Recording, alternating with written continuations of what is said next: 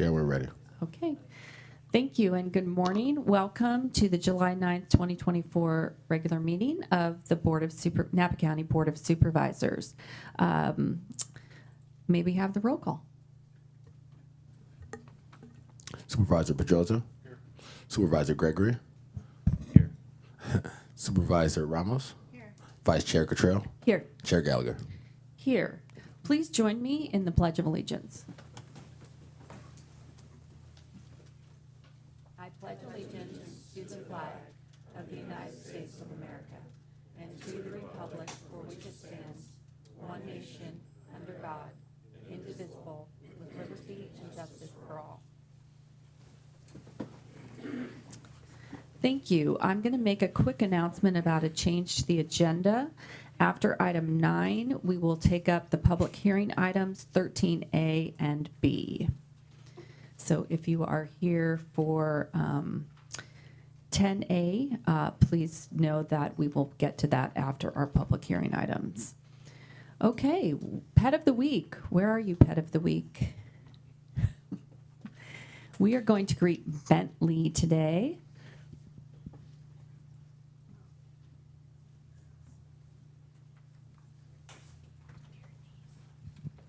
Wow, Bentley's a big guy.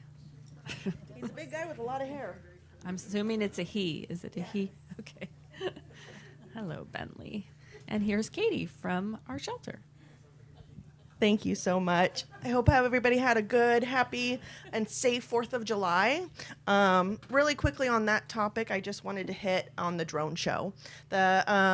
We saw an amazing difference in the animals coming in from last year and years prior to this year. Typically, we would get 12 to 24 animals, dogs in particular, in the shelter from the 4th of July fireworks. This year we had 2. And they also were microchipped and quickly returned back home. So we saw a huge difference. I just want to shout out to the city of Napa for doing the drone show because it was so good for the pets. Pet of the Week. This is Bentley. He is a 1.5 years old, a Pyrenees mix, a male. He's around 80 pounds, and he is amazing. We actually took him to the 4th of July parade, and he was so happy just saying hi to everybody in the crowd. He would pick out kids in the crowd and be sure that they pet him. So he's just so good with any kind of person. He loves other dogs. We believe that he's house trained. The drive over here, he just laid down in the back of the car and was perfectly content. So just an amazing boy overall. This is Bentley. He is the Pet of the Week. So his adoption fees are waived this week thanks to the board. And if you want to meet Bentley, come on down to the animal shelter. Thank you, Katie. And I noticed we both we're black today, and now we have a little bit of Bentley. Yeah, it's great. So thank you so much.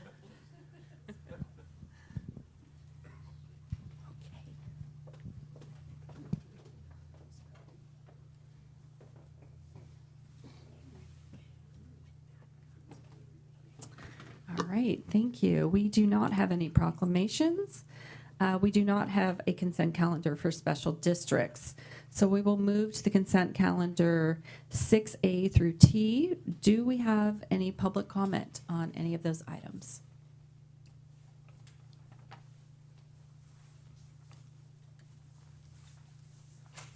Good morning.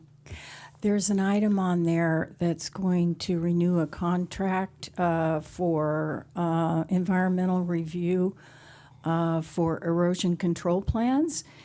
And I would like to see if involved in that contract there could be more public communication on CEQA notifications. Currently, it's pretty hard to track a CEQA notification. You either have to go down to public records or you have to track it, project by project to see what the county's going to do on CEQA notification and determination of what the CEQA document is going to be. So it's really hard for the public to track that. In other state agents, in other governmental agencies, you can sign up for registration to get CEQA notifications by email. And the State Water Resources Control Board does that, and the Regional Water Quality Control Boards do that. So therefore, it's more transparent, and there's easy access to projects. And because CEQA is really our only document pretty much to track projects and how they're going to impact the environment, I think we need to come up with a better way in Napa. Thank you. Okay, thank you. Madam Chair, John Tudor, County Clerk. In response to Ms. Malin, I just wanted to say that effective January 1st, we're posting all our CEQA notices on the county website. They go up automatically thanks to great cooperation between our office and ITS. So just wanted to make Thank sure you. the public was aware of Thank that. you, Mr. Tudor. Okay, any public comments on the phone? There is not. Okay, I'll bring it back to the board. Can I get a motion? So moved. Thank you. Moved by Gregory, seconded by Pedrosa. All those in favor, please say aye. Aye. Opposed? All right, we are done with our consent calendar. We are now moving to public comment. These are for all matters within the jurisdiction of the board, but not on the agenda today. Please come forward if you have a public comment. Thank you, Chair and Board. John Dunbar, Napa. I want to reference a notice of public hearing that came out just a few days ago for your July 23rd agenda that relates to the William Cole Winery approval that was received at the Planning Commission level in May. It's being appealed by California Water Audit. I'm sure no one is surprised about that. My concern is California Water Audit and the Center for Biological Diversity are two, what I will call activist organizations that continue to hijack the process here in Napa County, and they're doing it again with the William Cole decision. There was already what I consider an arbitrary, random, potentially not legal requirement for 3-year, I'll call probation, for the terms of the permit that was approved, yet it's still being appealed. I also noticed that there's no grounds for appeal listed in the notice of appeal. So I'm wondering, what is it that they're appealing and why? There's a 5-month continuance that's been requested. So instead of this being heard in 2 weeks, now it's November, if you approve the continuance. Does the 3-year probation start now? Has it started? Does it get delayed 5 months? Is that why they're appealing?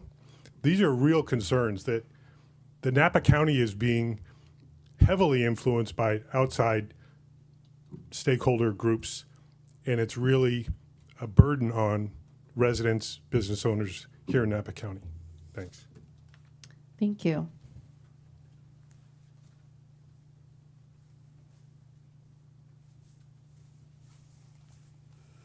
Good morning, Board.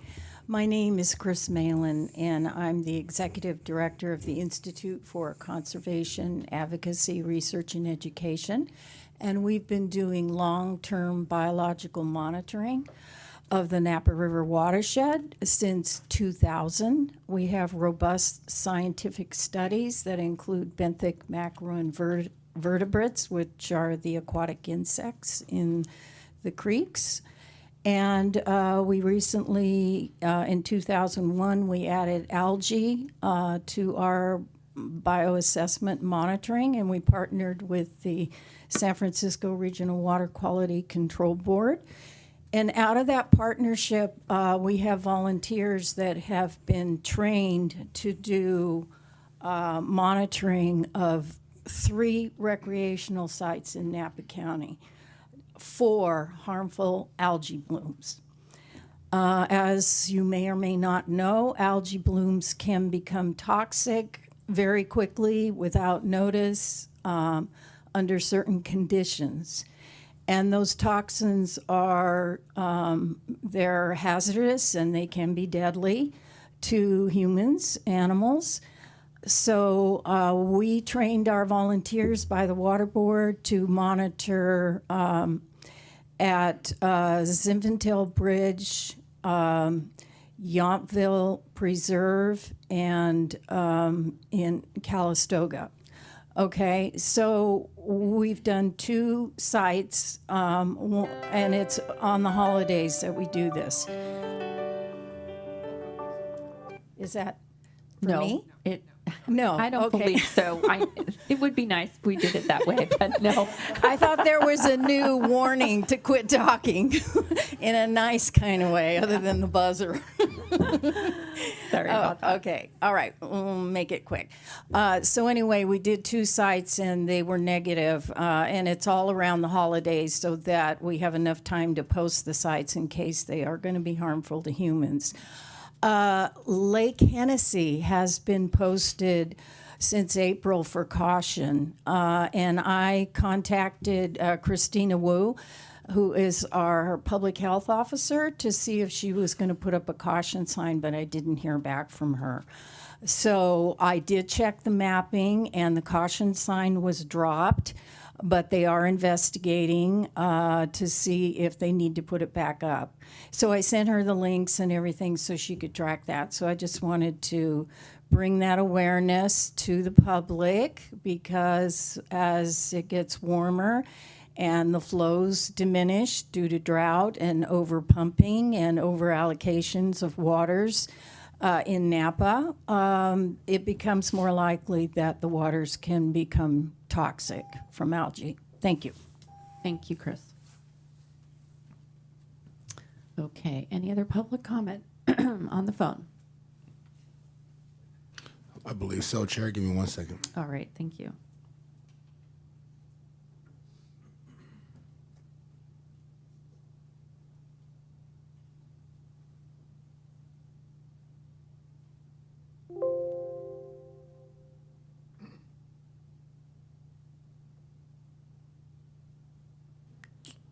Appears to be an error retrieving the call. Give me 1 second.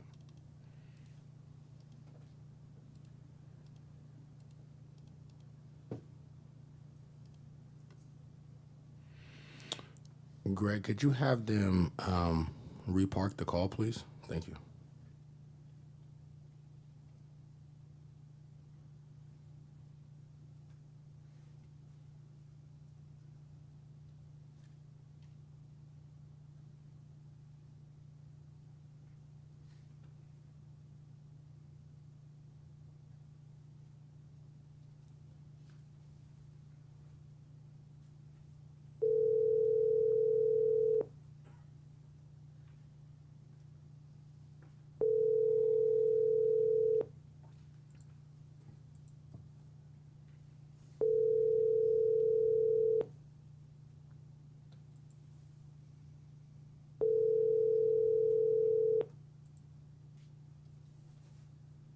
Hi, you've reached Catherine Boren. Please leave me a message and I'll call you back.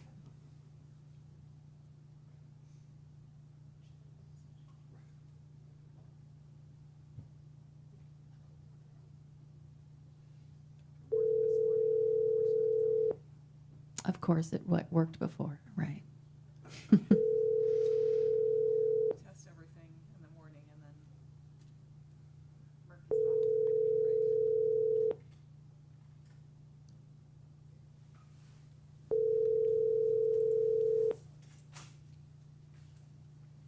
Hi, you've reached Catherine Boren. Please leave me a message and I'll call you back. At the tone, please record your message.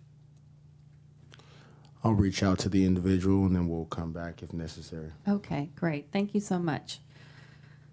Okay, we're going to move to Board of Supervisors reports and announcements. Do I have anything from my colleagues? Supervisor Cottrell? Thank you, and good morning, Chair. I had 2 items. First, I wanted to share with the board and staff that I've had several meetings and conversations recently with small pre-WDO wineries about the challenges they are facing. And I know that getting or updating a use permit can be a difficult process, and it can be more challenging for small producers who don't have those same resources as a big brand. I know the county has done a few things to address these challenges, including the small winery and use permit modification ordinance, the compliance program, and the micro winery ordinance. And I would like to ask staff for an update or a report preferably by the end of the year on how those programs are going. Are they meeting the goals that each program was aiming for, and what are the results we're seeing? So that's one item. And then the second item, I visited the Toll Fire site last week, thanks to Chief Brian Ham for the tour. And I saw our NCFD paid firefighters and several volunteer engines on site. Water tenders provided by our volunteer stations are really important in this settings because there were no hydrants or water tanks. And I just wanted to make a comment on the volunteer transition. I've also spoken with a lot of community members and volunteers and with our fire admin team. And I just want to underscore the goal that we want to recognize the value that our volunteers have. They not only respond all over the valley, but they provide a connection to the community, and they are a source of local knowledge that's critical in a large event. We have a great partner in CAL FIRE as our contractor, but an updated agreement will be between the county and our volunteers, not with CAL FIRE. And it has to reflect Napa County's commitment to the volunteers and our collective goal not only to retain a strong volunteer firefighting force, but to work on ways to increase those numbers. We know demographics for all kinds of volunteers are challenging now, but they're also needed more than ever. Having more volunteers who have training in fire response helps us all. I appreciate that our fire admin team is taking the time to get this right, to listen to concerns and work through issues. And I understand, for example, there was progress on the topic of insurance. And one key component I would like to see progress on is how we build an ongoing voice for our volunteers.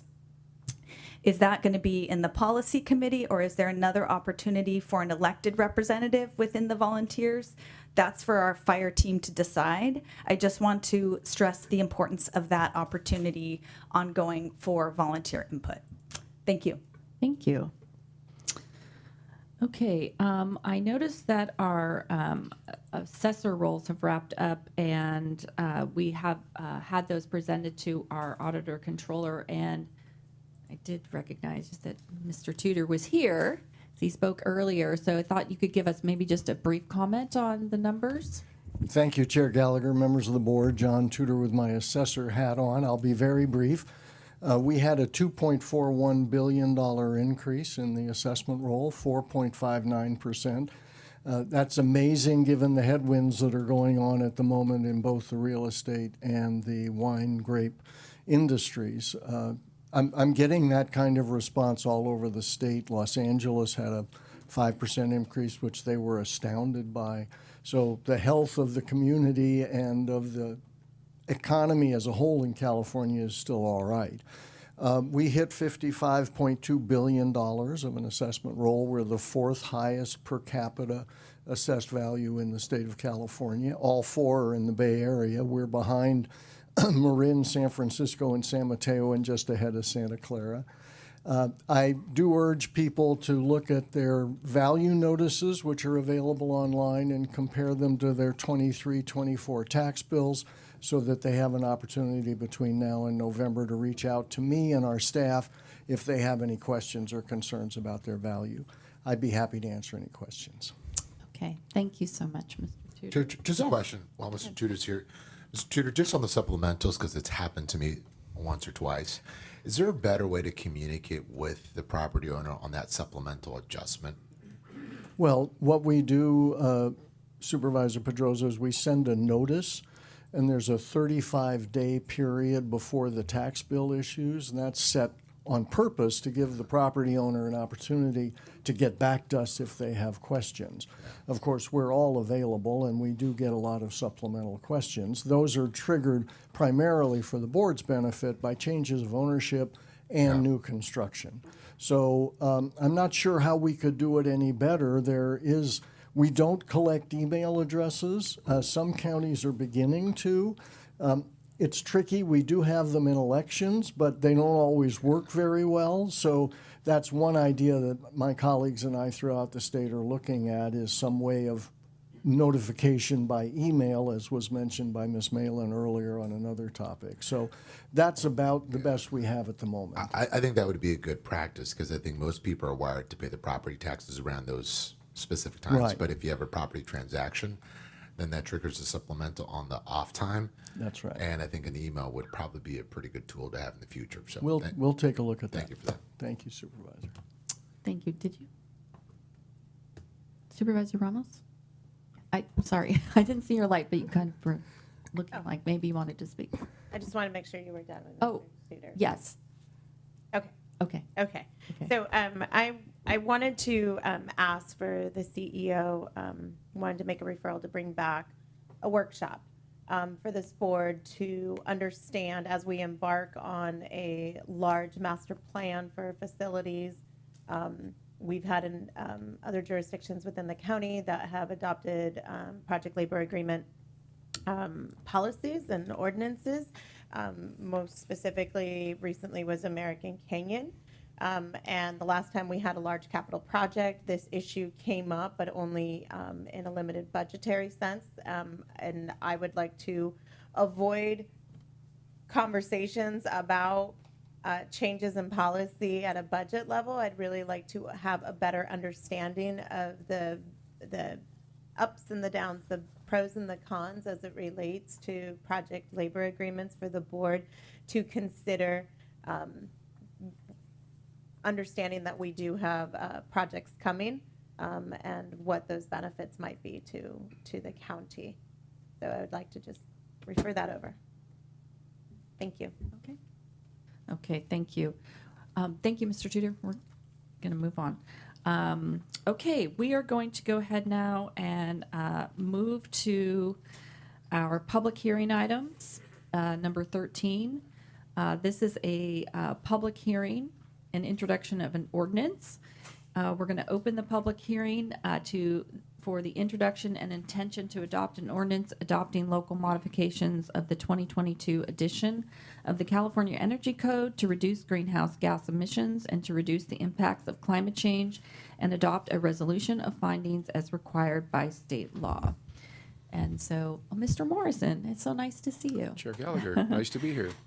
Thank you. David Morrison, Special Projects Director with PBS. This ordinance was unanimously approved or recommended by the Climate Action Committee in October of last year. It came to your board in April of this year. At that time, the board had 4 directions to staff. One was to consider the idea of additions after further review of what other jurisdictions are doing. And as a reminder, this ordinance is not mandatory. This is a voluntary measure being taken by the county to help reduce future greenhouse gas emissions. Staff is recommending that additions not be included as a part of this REACH code ordinance because of the complexity involved in trying to both process them by staff, but also it creates a much more complicated energy calculation for homeowners who are looking to add on an extra bedroom to their existing home. So we're recommending not including additions in this ordinance. The board also had some concern about language and a potential conflict with housing law. I've been spending the last 2 months drafting the housing omnibus ordinance. It's going to be going to the Planning Commission later this month. And so I worked with our outside housing legal consultants, and we determined there was no conflict with housing language with some minor changes. The board asked for a FAQ document that was attached to your board item this morning. And then lastly, there was the board wanted to know more about financing programs. And in the FAQs, we talk about what's available through Bayren and other programs for homeowners to get assistance in meeting these stricter energy codes. So with that, staff recommends that the board approve this ordinance and move forward. And we are recommending that because it still has to go to the California Energy Commission for acceptance after the board takes action, that this would be an effective date of January 1st, because it'll take some time to go through the state. If there are any questions, I'd be happy to answer them this morning. Great, thank you. Does anyone have any clarifying questions before we move to public comment? Okay, I think we're going to go ahead and take public comment. So if you have any comments on this item, please feel free to come forward. Okay, do we have any phone calls? We do not. Okay, great, thank you. All right, we will go ahead then and close the public hearing and bring this back to the board for discussion and action. Do I have any comments from the board? Yeah, with the comment, I'm glad we took a pause to correct and clarify the ordinance. With that, I'll move to approve. I will second, and I would also just say a thank you that for the FAQ. I think that helps make the entire package more accessible and understandable to someone who might be approaching this for the first time. So thank you. Great, thank you. We have a motion by Gregory and a second by Cottrell. All those in favor, please signify by saying aye. Aye. Aye. Any opposed? All right, great. We have moved through item 13A. We will now move. Thank you, Mr. Morrison. It's good to see you. We're going to move to 13B. This is another public hearing, Napa Valley Transportation Improvement Act ordinance. And we're going to go ahead and open the public hearing and hear from Mr. Lederer.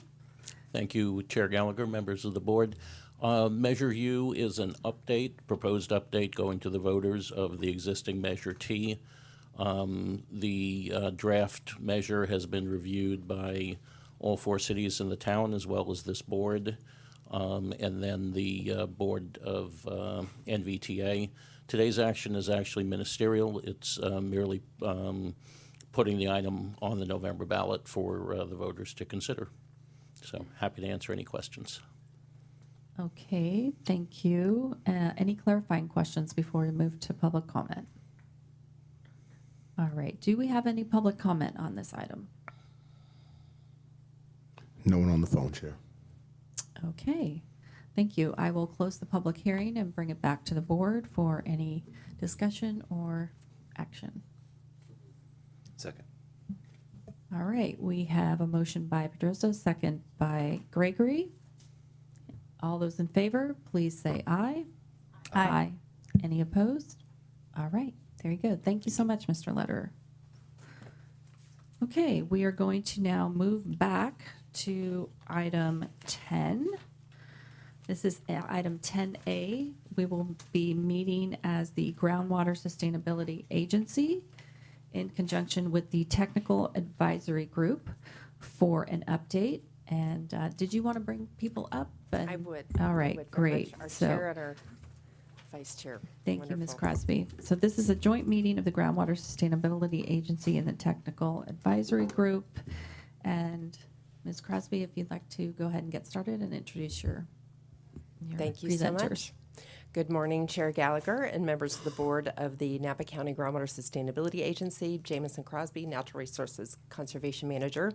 I'm very pleased to be here with you this morning with the members of our Groundwater Technical Advisory Group, also called the TAG, as we refer to them, to give you an update on the activities we've been working on of late, and also to give you the opportunity to really engage directly with the members of the TAG about management of the Napa Valley Subbasin.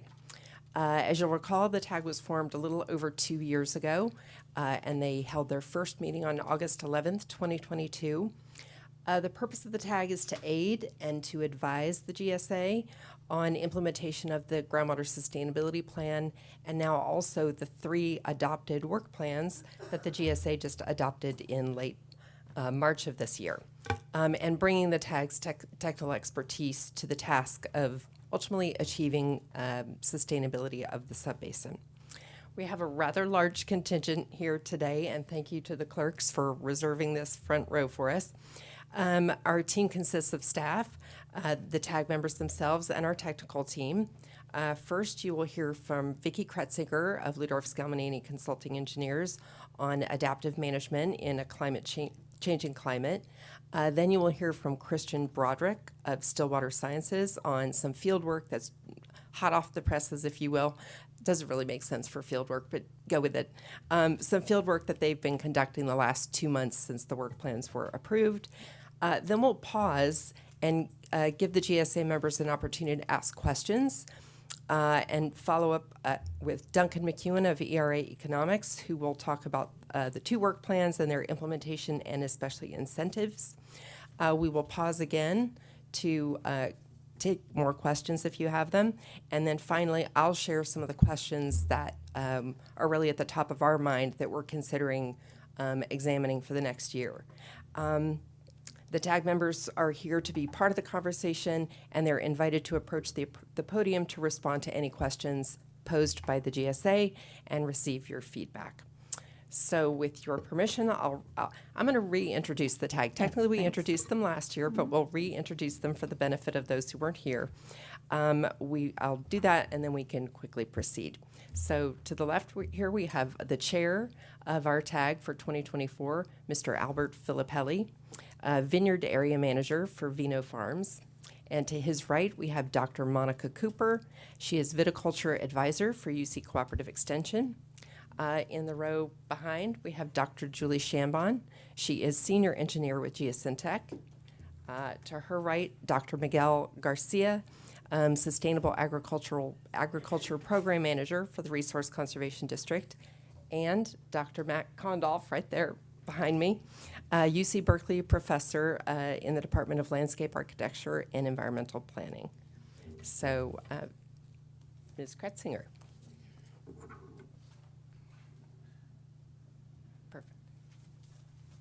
Thank you. Vicki Kretzinger-Graybert, Ludorf and Scaminini Consulting Engineers. The technical team very much appreciates being here today to participate in the GSA and TAG joint meeting. During the past 2 years, we've briefed GSA and the TAG on many topics related to groundwater sustainability, and as GSP, the Groundwater Sustainability Plan implementation continues, we'd like to highlight a couple of key points. One of these is for over 2 decades, Napa County and stakeholders have been very involved in river restoration efforts and water conservation. And at the same time, more recently, we've definitely experienced sequential dry years that have amplified the impacts of climate change, and especially on stream flow depletion. So one of the things that we're wanting to highlight in this presentation is that while historical practices have been helpful, as we've looked at improving things with river restoration, water conservation efforts to date, that they'll be insufficient for projected climate change. And so there's much more needed in the way of conservation efforts and innovation, creative approaches to deal with the uncertainty of climate change. So today we're going to highlight the importance of adapting to climate change, and particularly through increased community stewardship and collaborative efforts, and also the implementation of the 3 work plans, the interconnected surface water and groundwater dependent ecosystems, water conservation, and groundwater pumping reduction work plans. So I'm going to touch on a few subjects, stepping back first to touch on historical conditions and transitions with the restoration efforts, climate change and the need for adaptive management, activities related to enhancing recharge, the pilot sites program, and then we'll turn to the status of the work plan implementation and outreach. So as we look back at historical conditions, the system then looked and behaved much differently than it does today. This is a famous image in the upper right-hand corner painted by Manuel Valencia, 1885. A very broad floodplain, very healthy and abundant riparian vegetation, and a much more complex architecture of the river system.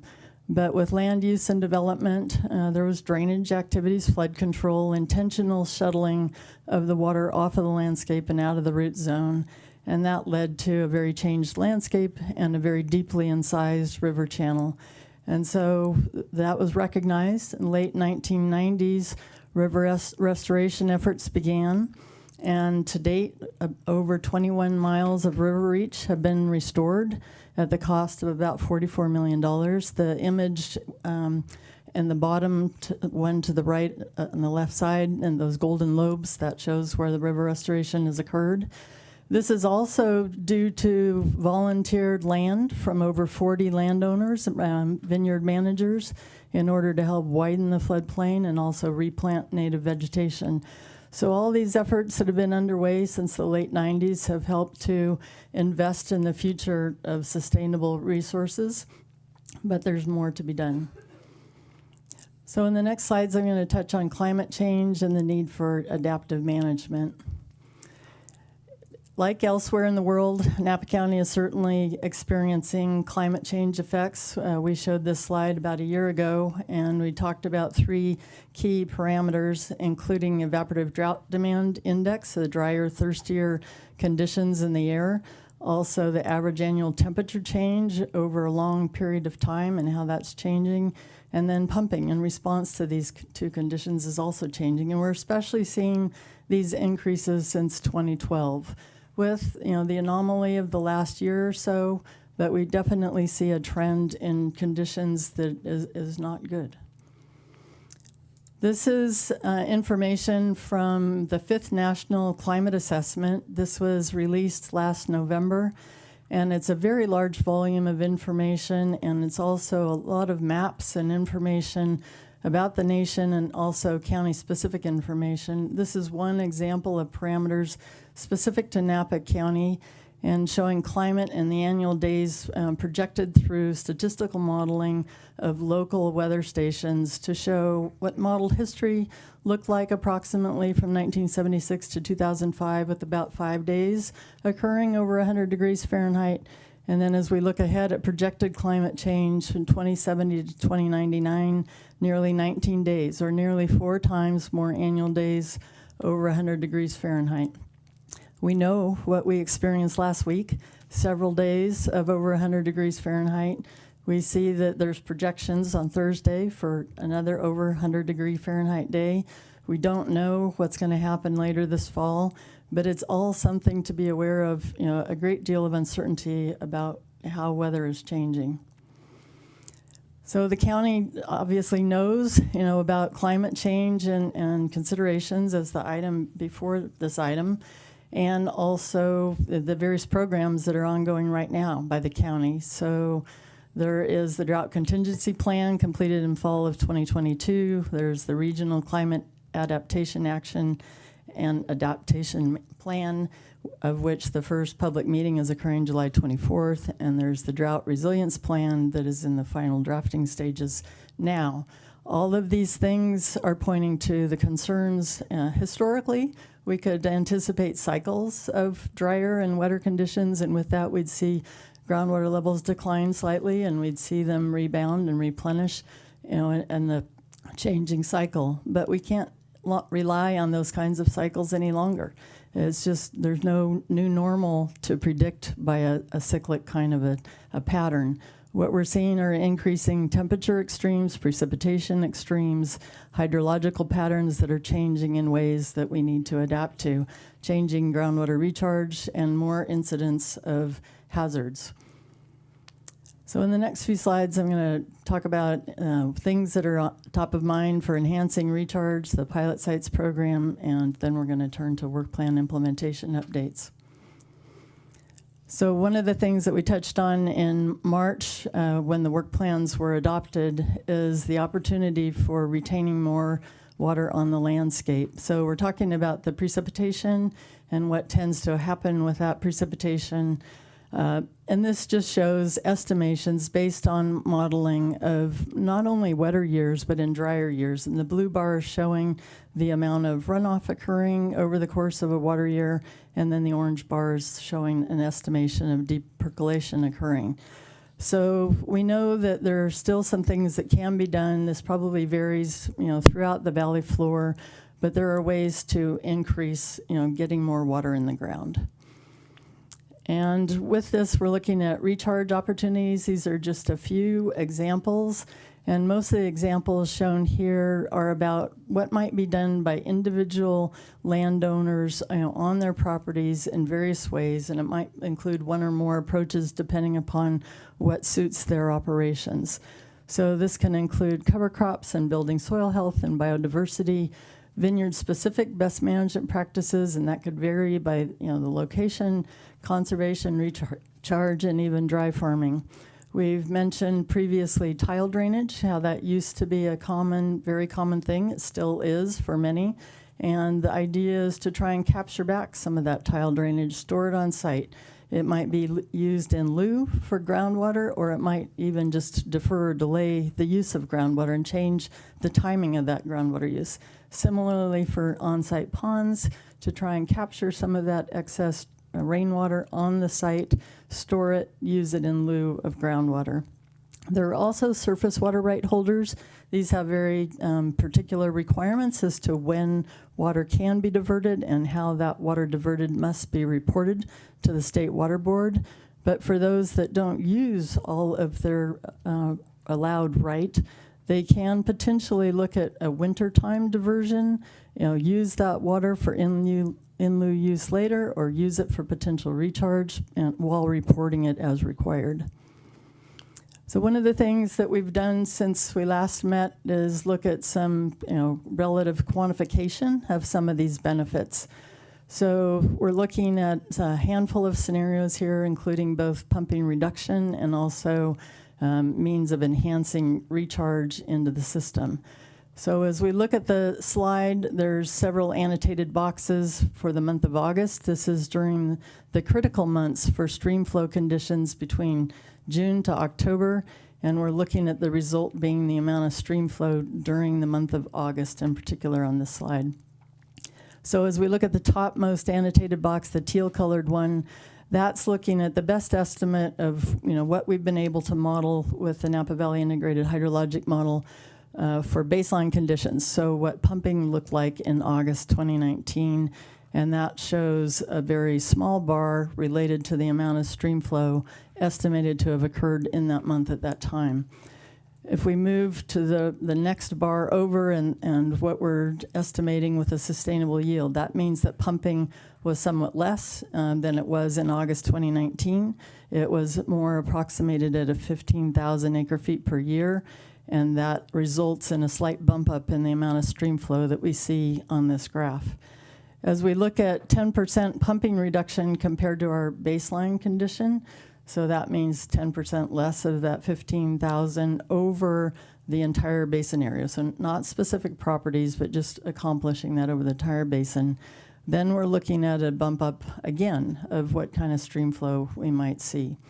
If we turn our attention to more of the recharge scenarios, and we look at, well, what happens when we increase recharge by 10% over the baseline condition, we see a bump up, and we see a bump up more than we did when we reduced the pumping by 10%. And that makes sense because we're talking different volumes. We're talking different volumes of what stays in the ground because we didn't pump so much. That's a lesser volume than if we're trying to get more water in the ground by increasing our recharge amount by 10%. And if we really stretch and try and do a whole lot more with getting recharge waters into the ground, then we can make a big difference to stream flow. These are all just potential, just to illustrate the idea. The crux of the matter is to try and encourage various things that work to either reduce demand, reduce the pumping, or increase the supply by increasing recharge. And there are various ways to go about this. And there may be one or more things that work differently for different landowners.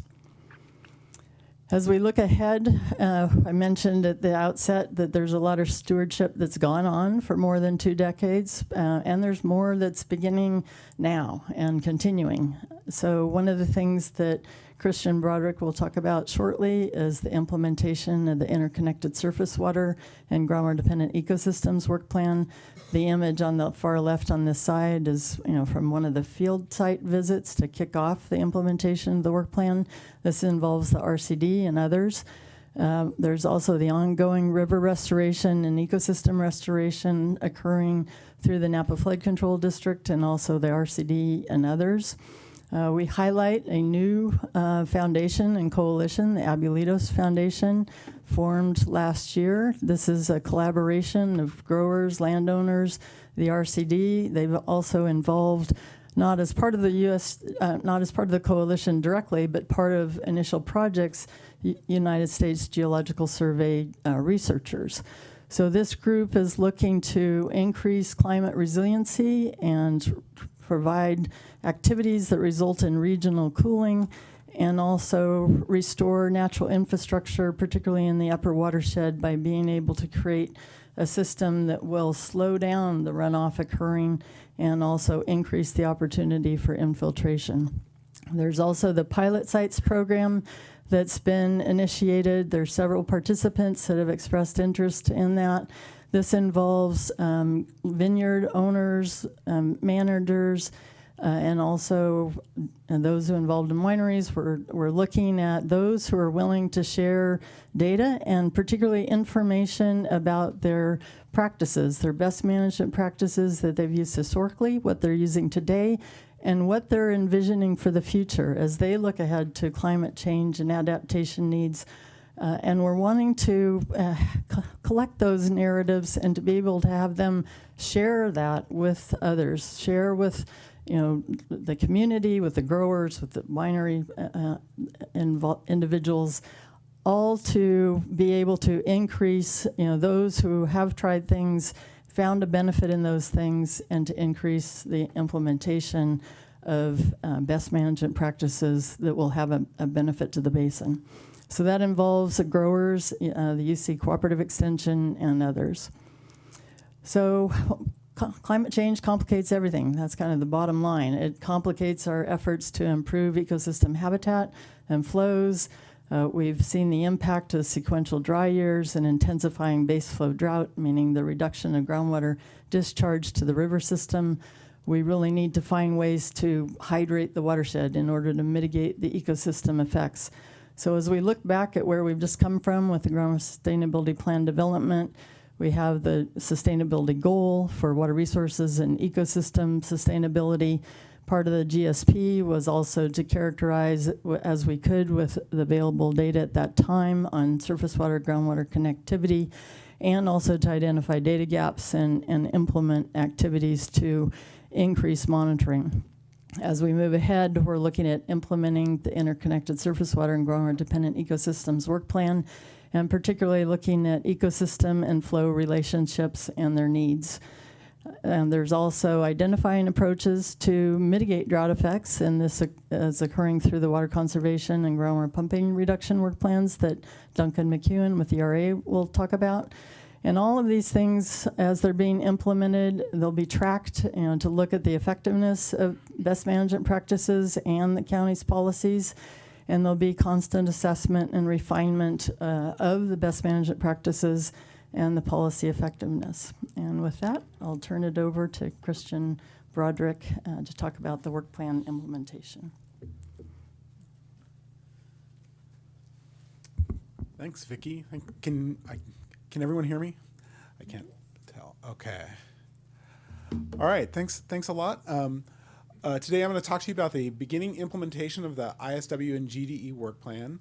And the goal of this work plan is really to understand the linkage between groundwater levels, surface water flows, and habitat for groundwater-dependent ecosystems.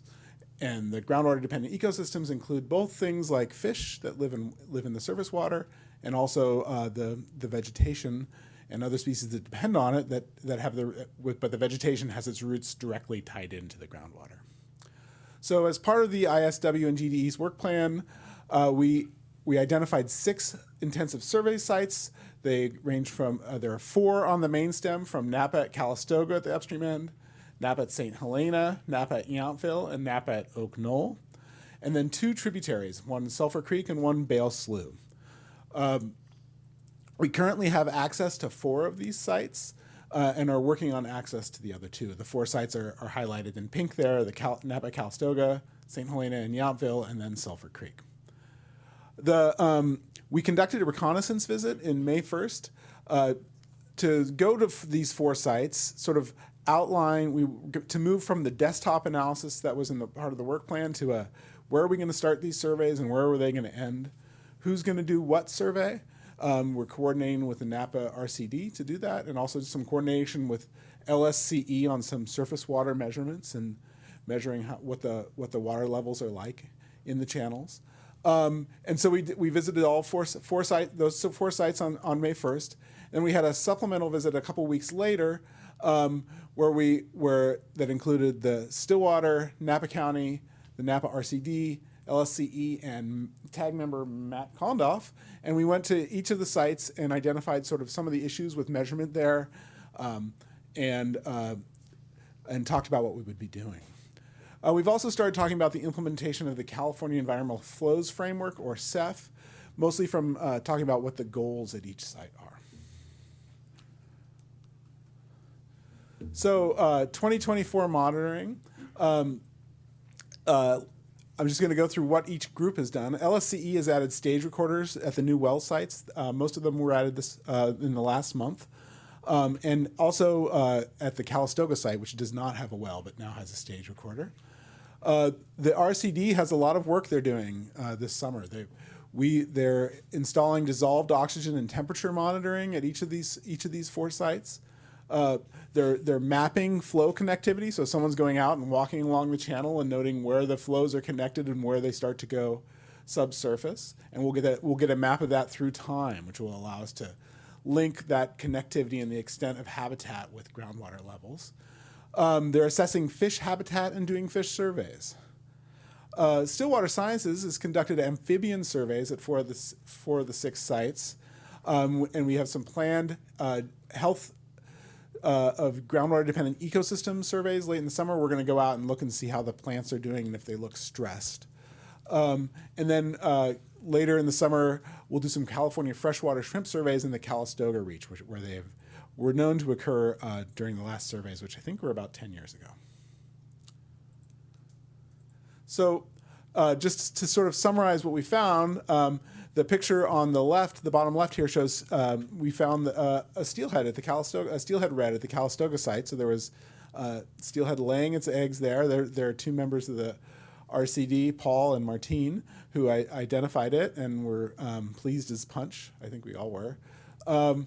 We observed foothill yellow-legged frog, tadpoles, and subadults in Sulphur Creek, and tadpoles and eggs at Napa at St. Helena. The Sulphur Creek observations were a little surprising because Sulphur Creek goes dry every year, but they were everywhere. And you can see the pretty picture that looks like I don't know, I think it looks like how I draw a peacock in the upper right shows is an egg mass of foothill yellow-legged frogs. There's the juvenile is in the upper left, and then the tadpole is in the middle. And our biologist also observed a northwest pond turtle basking at Yountville, pond turtles basking at Yountville and St. Helena. So those were all positive results. For 2025, the RCD is going to continue monitoring dissolved oxygen and temperature. We're gonna take those devices out at the end of summer or at the end of fall, so they don't get lost during high flows this year. They'll also continue their flow connectivity, assessing fish habitat and fish surveys. Stillwater will be doing some special status plant surveys in the spring when the plants are easier to identify. Vegetation surveys again in the summer of 2025, and the spring we'll be doing some bird and amphibian surveys to sort of get a sense of how things vary from year to year. And that's the end of my presentation. If anyone has any questions, I'd be happy to answer them. Okay, thank you. Ms. Crosby, are we going to we're going to pause every once in a while to have questions from the GSA? Okay. Exactly. You're happy to do that Okay. now, and then we'll have another opportunity after Duncan McEwen. Okay, all right, thank you. Supervisor Cottrell? Thank you. Actually, I had a question for Vicki. You, in your presentation, you sort of set up what we have been doing for some time. We have a tradition and also climate change introducing more uncertainty and complexity. One of the things that we saw recently sitting or some of us sitting at the Climate Action Committee, we looked at the vulnerability assessment, and not only does that reflect everything that you're mentioning in terms of drought, but it also shows that we could be subject to more kind of flood events. And so how does the flood event piece factor in? Seems like that's an opportunity for recharge. And so how do we look at building in that aspect into the planning? That's exactly correct. And even the State Board and Fish and Wildlife in a recently enrolled bill, it's AB 1272, I believe, is recognizing that in the coastal watersheds that there is more rainfall, and with climate change, it could be more extreme flood events. And they're recognizing that then there are also the drought sequences and the drought periods. So that's what I was referring to in terms of the need for more innovation and creativity, is that we still may get the water, but it's not at the right time, or the way that the patterns had historically occurred. And so trying to find ways to take advantage of that water when it occurs without creating another hazard by creating more of a flood risk condition. Got it. So that will be one of the menu items as people look at the options that they could do on their property. How do I prepare for a flood and hold on to that? Right. Okay. Thank you. Mm-hmm. Great, thank you. I don't have any other questions up here. I do want to get in public comment, so I'm just wondering how you'd like to at whatever sequence point, this. Yeah, at whatever point you think would be appropriate. It might be beneficial to wait for public comment until Duncan McEwen Great. has spoken, so at least they Okay. have the benefit of all of that. Great, So thank you. if there aren't any other questions or comments from the board, we can move on to Duncan McEwen. Great, thank you. From ERA Economics.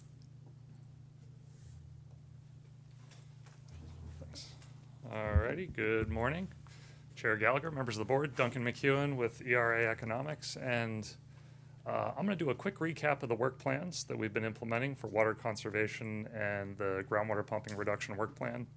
Give you a brief update on where we're at with implementation of those, focusing on a couple of programs, in particular focusing on certification and some incentives to encourage certification adoption. So the guiding framework for these work plans was really 4 components. It was to focus on voluntary actions. So everything that we're talking about here is focusing on voluntary adoption of these practices.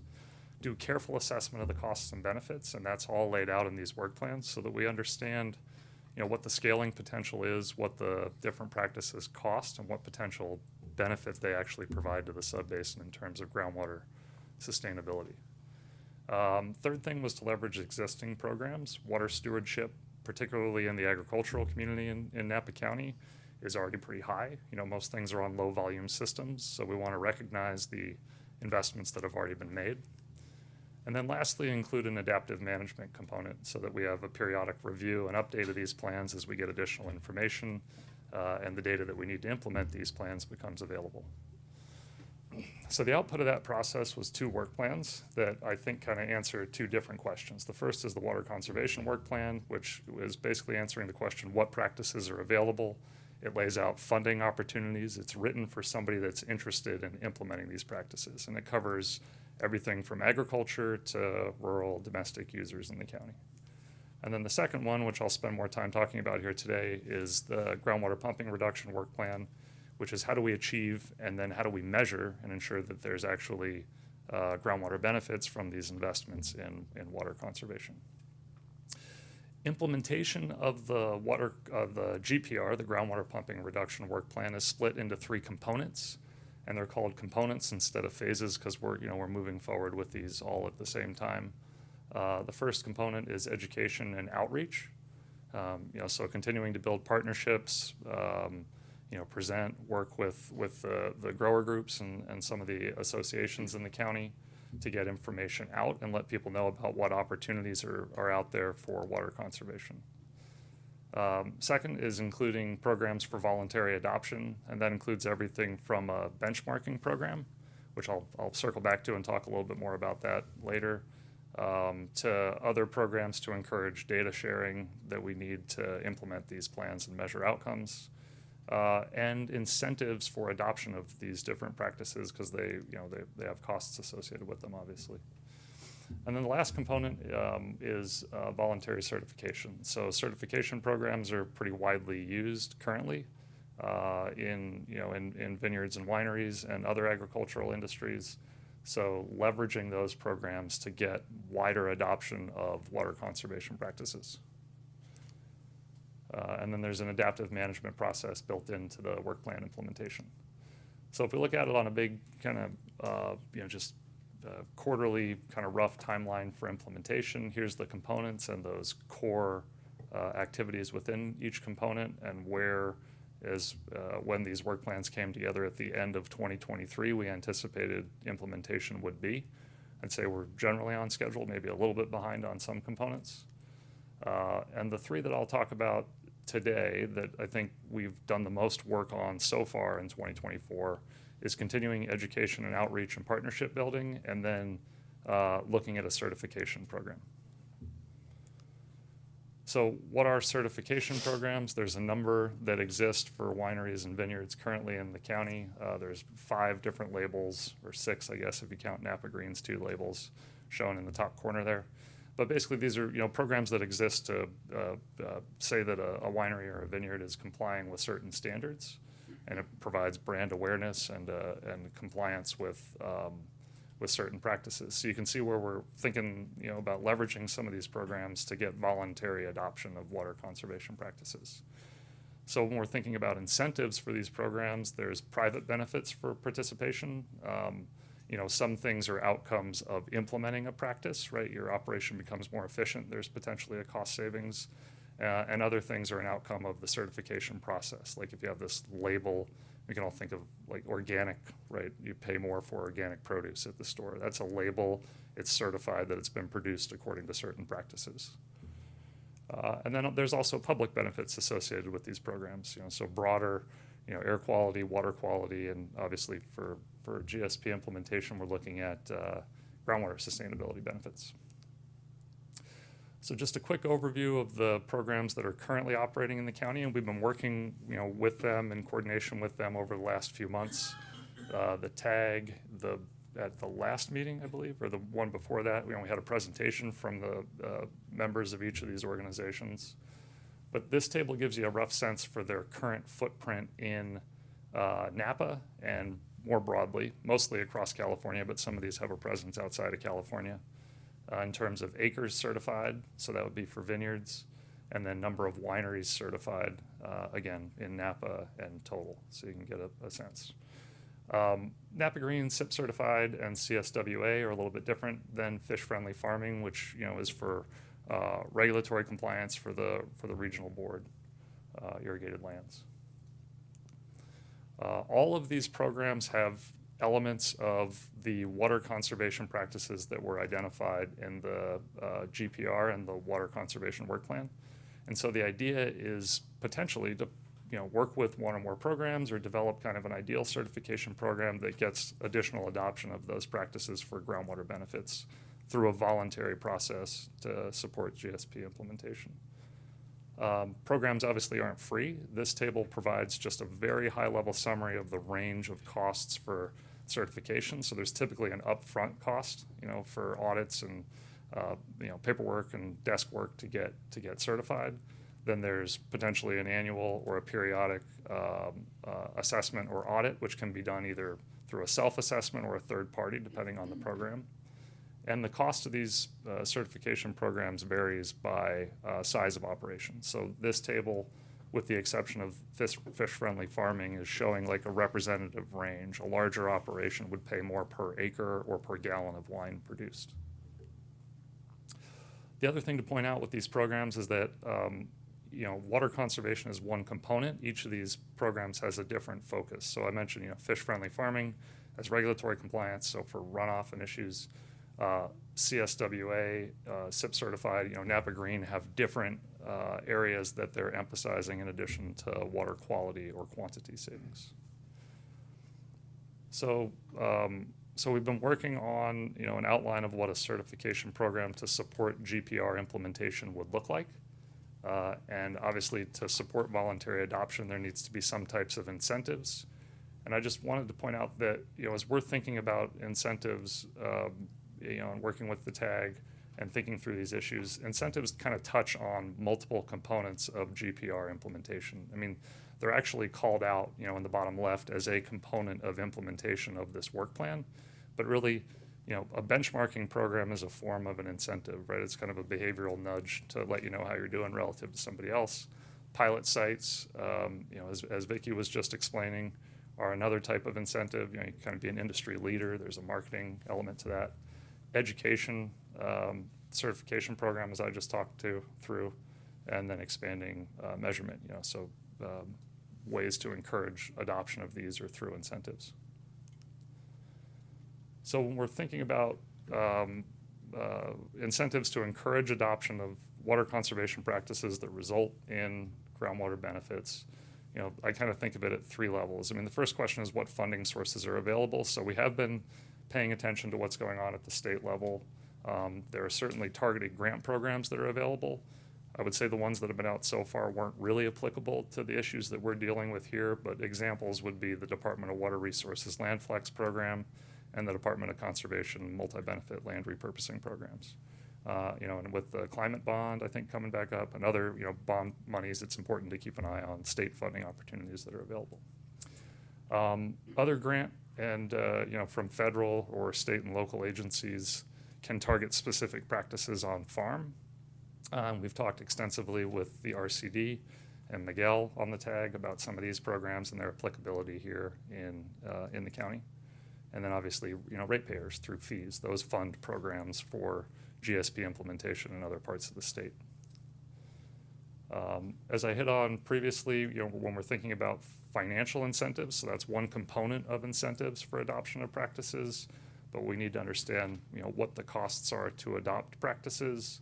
There's going to be, capital costs and then ongoing operations and maintenance costs. Oftentimes, these grant funding programs are typically paying for, for capital, but maybe not ongoing maintenance and operations. And then are there other private and public benefits from the program, because that helps us think about what's a fair way to design an incentive program. For example, if a practice is providing substantial public benefits, you might structure a financial incentive differently than one that's providing a lot of private benefits to an individual. And I think I've hit on some of these other considerations that we're thinking about, just recognizing that there are non-financial incentives and thinking about other outside funding sources that can be stacked with any incentives that are developed to encourage adoption. So the kind of types of incentives that we're thinking about, I would actually probably start in the top right. We're reading, I think everybody goes to financial as being the most logical place to start. So covering things like certification program costs or audit costs, or potentially irrigation system improvements or other specific water conservation practices. Because to become certified, you actually need to take actions to improve water management, and those actions have costs in addition to just becoming certified in the program. Other management costs and fees, I think we heard earlier a discussion, and we've heard this in some of our conversations with the industry about the permitting process and the cost that can impose on a business in terms of management time and labor time. So there's other indirect costs that could be considered as part of a financial incentive for a program like this. If you go to the bottom left corner, I think I've kind of covered a few of these, but behavioral nudges through notifications and education. This is part of implementation that we'll be looking at. Jameson presented to Napa Valley grape growers a couple months ago, so just kind of providing awareness of what the opportunities are, both for funding and for practices that could be implemented. Benchmarking system, which would be, it's kind of similar to how you receive your energy bill sometimes, where you get an insert in there that tells you how you anonymously, your energy use compares to an anonymous group of peers. So considering a program like that for water use. And again, those programs are typically done anonymously, so you don't know who exactly you're being compared to. Brand awareness, as Vicki mentioned, the pilot sites program I think fits under here. So, recognition for water stewardship, there's a marketing angle to that, benefits, kind of an intrinsic value to being a thought leader in the industry. And then other potential incentives that, I think is something that we're starting to explore and we'll be working on as we continue implementation of the work plan this year. But, planning assistance, as I mentioned before, other kind of regulatory compliance relief, things that save costs for a business can be powerful incentives for adoption of practices. So with that, that was what I wanted to cover. I think what we'll be working on, over the coming year is continuing implementation of all elements of the work plan, which are again listed on the screen here. Over the next 6 months, the big focus will really be on the incentives, certification, education, and outreach, and then starting to work on that benchmarking program component. So, thank you. Thank you. Supervisor Cottrell, is your light on for questions? Okay, thank you. Go ahead. Thank you. Thank you for this presentation. I think I've seen it a couple times and I've learned something every time. One of the things, I had spent some time looking at those certification programs, and I appreciate the chart that you set out because it kind of helps us understand what they offer. One thing I would love to hear from you is when you have talked either formally or informally with growers and vintners, what their feedback is, because I can imagine that something might cost something, but then one might be more of a pain in the butt to implement than another, or it might be more challenging to educate staff about. So I'm interested in hearing about that. And then I just wanted to make the comment of sort of, again, I guess I'm on a theme today, but that implementation costs for smaller producers hit harder. And so how do you build that factor into all of this when you're incentivizing? Yeah. Very good question. So I'll start. So with the first question, actually, when Jameson presented to grape growers, we did a little informal survey of certification programs to get a sense for what the audience there had adopted and their feedback on what barriers to adoption were. And I'm regretting that I don't have all of those results right at my fingertips, but we do actually have some data that we received from a subset of folks on this. But the feedback that we've had formally and informally, and TAG members have provided this to us as well, is that the cost wasn't the number one barrier. That was a consideration, but it's the management time and effort and the perceived benefits of the program. So I think one of the really good pieces of feedback that we have, and I believe this is when I was talking to SIP certified, is to consider certification as part of like outreach, not like kind of a compliance or like a regulatory hammer. Is that it's education and, or maybe it was CSWA. I'll give them both credit, but so they providing information to growers about what could be done to improve practices as part of certification, so that then you're seeing the benefits of becoming certified. And then to your second question, so the fees are scaled based on, typically fees are scaled for certification based on the size of the operation, but to become certified, you're also having to implement practices on farm, which have capital costs and ongoing costs, and absolutely for smaller operations, those are going to be more difficult to manage. So I think that's something we have to think about as part of incentive design. And I would put that into the bucket of fairness considerations that we want to think about, in addition to the public-private benefits and costs of an incentive program. I think those are the two things, small, large operations, public and private benefits. Yeah, that's helpful, and I like that kind of tiering that when we're thinking about how we support these growers and vintners, that we recognize that smaller tier needs a different level of assistance. Thanks. Thank you. Supervisor Gregory. Yeah, I was going to ask the same thing, maybe in a slightly different way, but I wanted to make sure we were going to our stakeholders and presenting these incentives and saying, what are the most important ones to you? I think that's how we'll get to the best answers. And it sounds like some of that's happened and maybe more to come. Yeah, the short answer is more to come. That's a process that we're starting this year and expect to be ramping up through the rest of the summer and into the fall. And as I think I mentioned last time, I want to keep our eye also on those that have already chosen voluntarily to invest in these upgrades and are already paying for it themselves. What incentives are available for them, sort of, I wouldn't say retroactively, but sort of post the work they've chosen to do. So keep our eye on that. Yeah, thank you. Thank you. Okay, thank you. I wanted to ask a question about when you were talking about water conservation and that this is for domestic users in addition to ag users, et cetera. But we talk a lot about the messaging for ag users. What are you thinking around the messaging and outreach for domestic users? So the water conservation work plan covers everybody. I think that's the subtitle is, I don't have it off the top of my head, but it's for all water users in the valley or in the county, and so covers potential water conservation practices and funding opportunities, for home use and commercial in addition to ag. Agriculture is the largest share of groundwater use in the county, so a lot of focus on implementation has been on agriculture initially.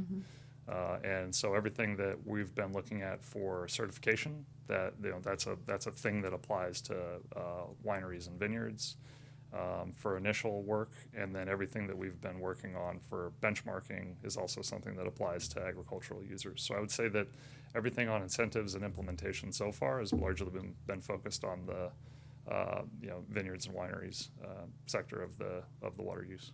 Right. So is there a plan then to also look at the domestic side in terms of the messaging and outreach? I think there's, as part of GPR, as part of the work plan implementation, the main focus is on the ag side, and we should be looking at opportunities to expand outreach for the M&I side of water conservation as well. Okay. The only other thought there is that there are a lot of programs at the state level. Obviously, there's stuff in front of the state board right now that really deals with the M&I side. So I think what we're trying to focus on is where there's a kind of a gap in information and awareness, and then what we should be doing on the M&I side is leveraging those other programs that are out there and more fully developed than what we're doing here. Okay, great. Thank you. I would just add that it has come up in our tag conversations, and I agree that there's a lot of things for the, your household, low flow, all of that sort of things. One thing that has come up that maybe doesn't come on the radar so much is how much landscaping, So we've talked a little bit about how are we going to work with maybe landscape architecture, design, and then also the people who maintain those landscapes around residential or commercial buildings, and what can we do in that sphere as well. So talking about native landscaping, and then I think, looking into who we might partner with on those efforts. CNPS has great, programs for that. So it would just be a matter of kind of, maybe building some of those partnerships. Right. Great. Thank you so much. Supervisor Pedroza. Thank you, Chair. One of the things that I've said before, and Vicki knows this, I'm interested in getting data where there's data gaps. And I think the more that we can incentivize around that, the clearer picture we have. And if you have a complete set of data and the data says we need more regulations like monitoring, then we're going to do that because the data says we have a problem we're trying to solve. So I just want to make sure that we try to focus on the areas that are most needed for our county to have a clear picture of what the real issue is. So that's question one, and I would offer more incentives in those areas to make sure we have that complete data set. So again, I'm not sure if you have any comments on that. And then just big picture, I think it's great to focus on people's lawns, and we should. But we talked about this probably a year ago. I think you could work with our ag community, our wine industry, and you have a lot of wineries that are making wine on the valley floor in the basin using groundwater. Well, if you really want to shift behavior, you can incentivize shifting production to different areas where you're not using groundwater, where maybe you're using city water. That's a policy decision amongst this board. But those are the things that I think we need to be thoughtful around. What does that look like? But it also looks at, you have folks in the audience that might think, winery has to be production, primary production, 60-40 rule. It may mean looking at some of the old, paradigms that we've always looked at, that a winery is there to make wine and hospitality comes second. The fact may be that if you want to look at water conservation, that might change a little bit. So there's a lot of discussions that I think we could have around this. But if we really want to focus on this, I think everything has to be on the table in terms of how do we make sure we're protecting our groundwater resources. So that's more of a board discussion, but thank you all for being here. Thank you. Thank you. Supervisor Cottrell?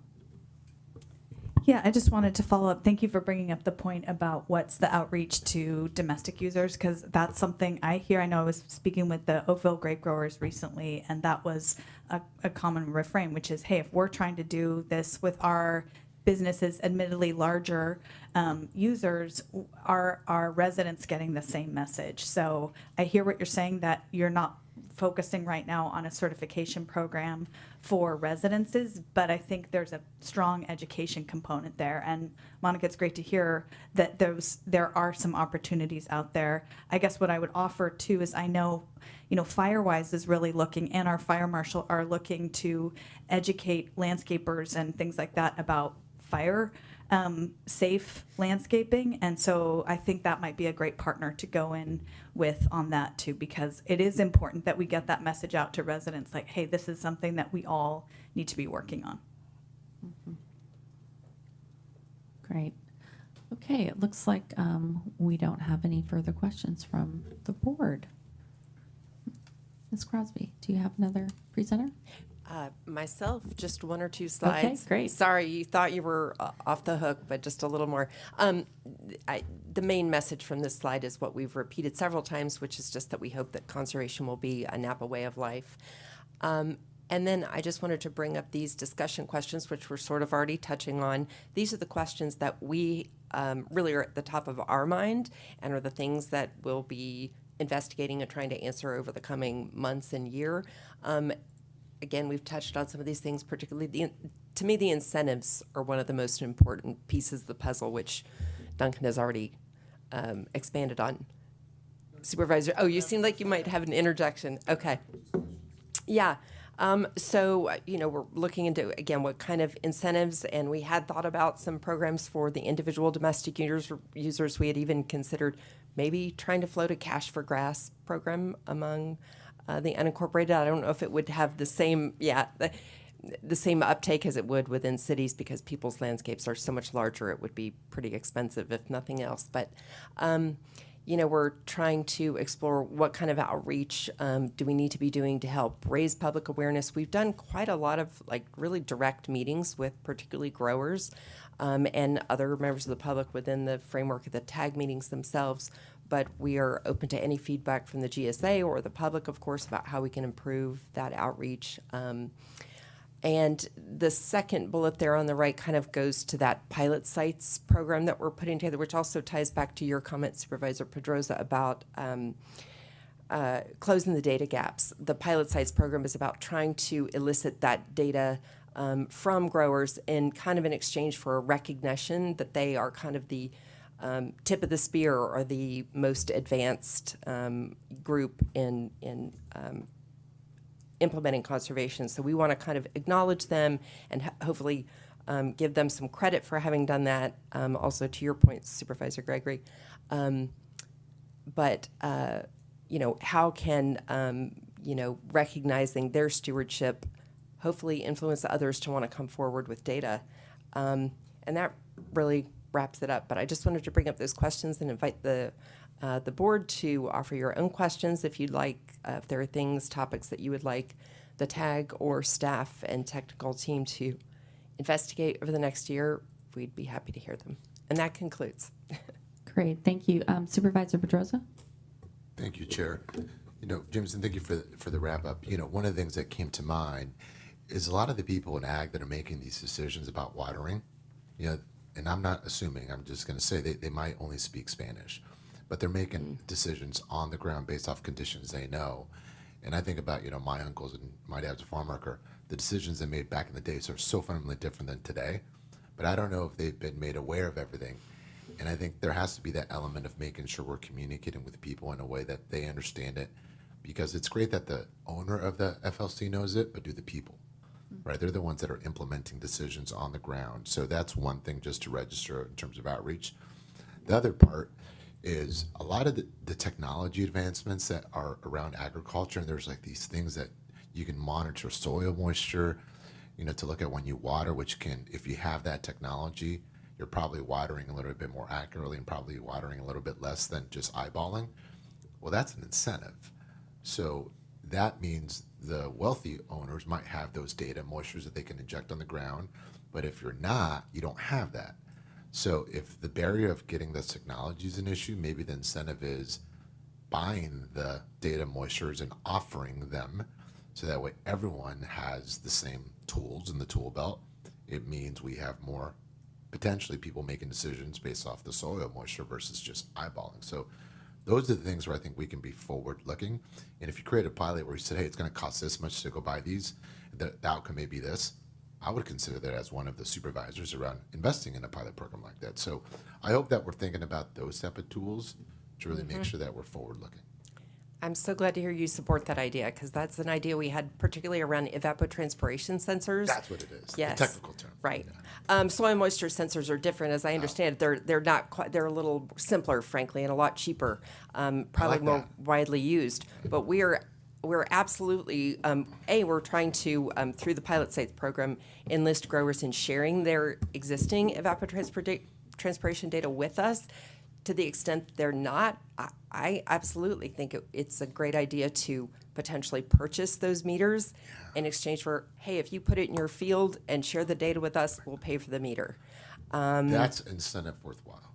Right. To me, and that's, I think, why Duncan touched on the financial incentives first, because let's face it, those are the most tangible, the most potentially beneficial and able to spur action. So we're looking at that. We're looking at, we've provided extra, also to your point about the fact that many of the decision makers English may not be their first language. We have a contract with the Resource Conservation District, and so convenient that we have Miguel Garcia on our tag to do irrigation distribution uniformity assessments, which kind of test. So even for the people who are the early adopters, I mean, everybody in the Valley pretty much is on drip and has been for a long time. And to the point of wanting to recognize the people who in the growing community who have taken these actions early. Even for people who are doing drip, those drip systems don't operate efficiently after some time and need to be constantly adjusted. So we have more or less doubled the amount of money in our contract with the RCD to provide those distribution uniformity assessments to growers. So they're still, I understand it, trying to hire some additional staff to allow them to do more of those assessments, but the money is there, definitely. We'd also thought about, it's relatively easy to get one of these DU assessments performed. What's hard is making the changes to your irrigation system based on the recommendations that are made. So one of the incentives we considered is some kind of cost matching of like, oh, your assessment said you need to do, implement $5,000 worth of, changes to your irrigation system. Maybe we have a cost sharing program for that to incentivize them to make the change, to actually end up with a more efficient system. So, yeah, I'm really happy to hear that you are supportive of that. I don't know how the others might feel about it, but all ideas are on the table. Yeah.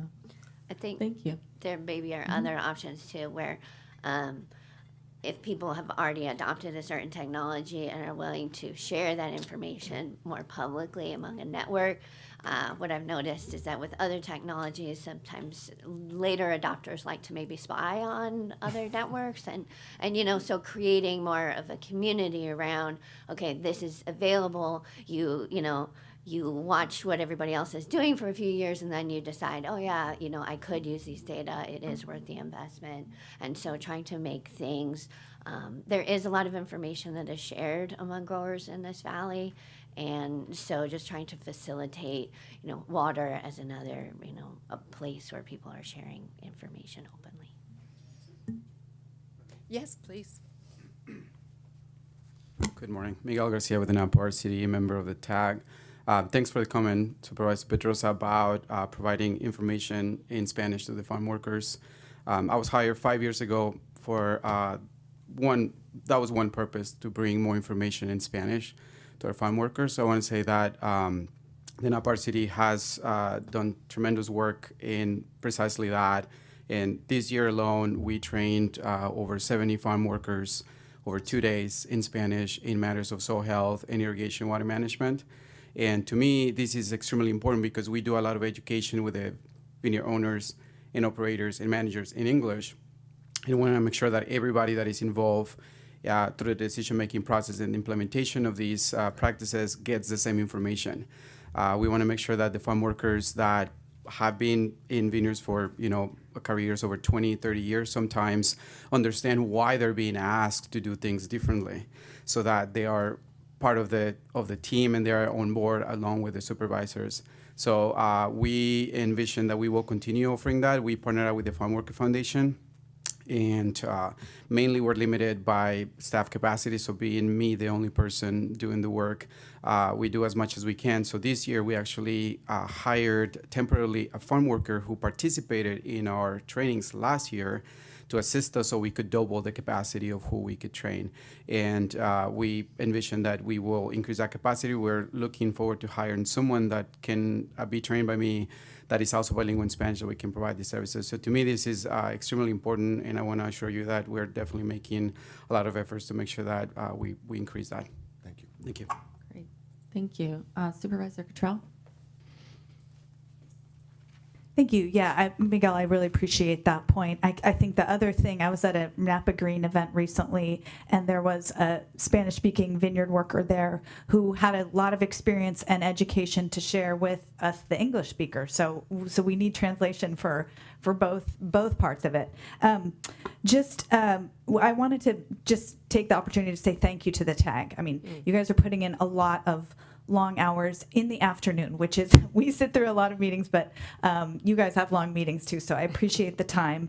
And I think it's worth noting that a lot of other counties are still struggling to figure out how to embark on this. And here we've got this committee that offers all kinds of technical expertise. Albert, I'm so glad to have you there as someone who's a practitioner.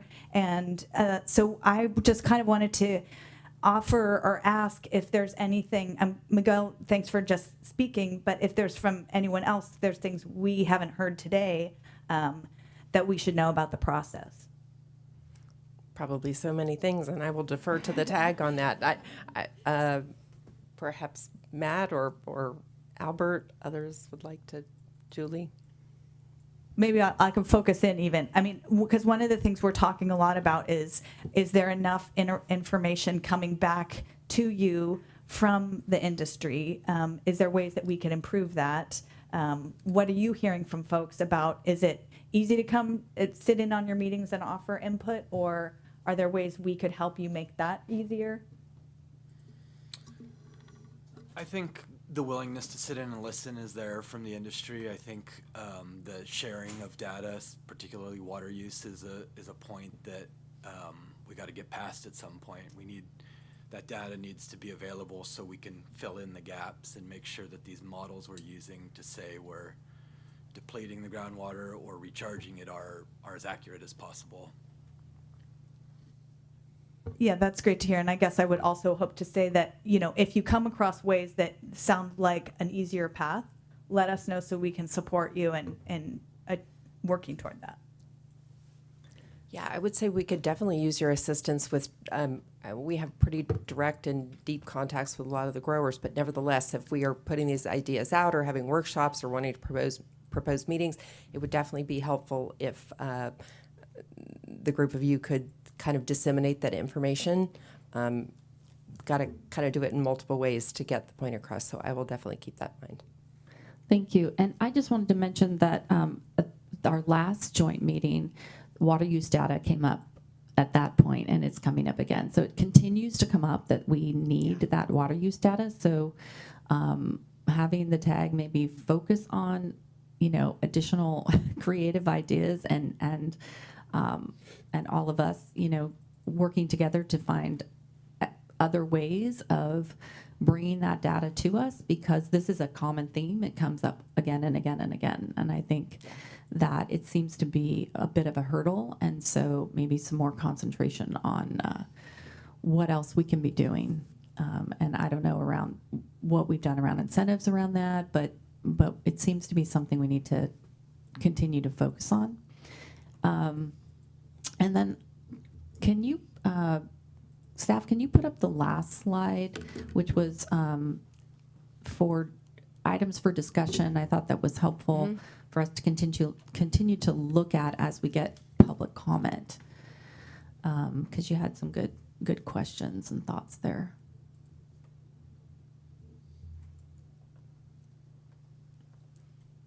One back. It's the very last one. Or it's the very last slide. Yep. There we go. If we could just kind of keep that up. And then I do want to go ahead and move to public comment on this.